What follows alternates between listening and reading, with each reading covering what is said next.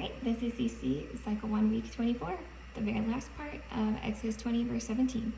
It says, his male or female servant, his ox or his donkey, or anything that belongs to your neighbor.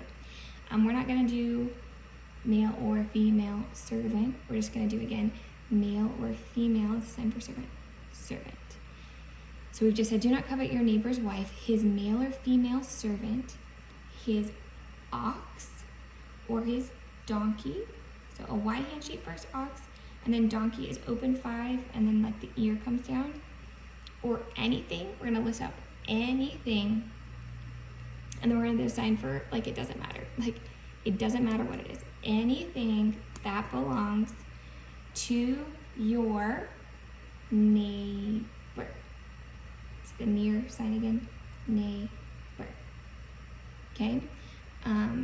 So his male or female servant, his ox or his donkey, or anything that belongs to your neighbor.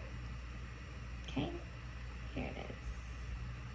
Servant, his ox, house, do not covet your neighbor's wife, his male or female servant, his ox or donkey.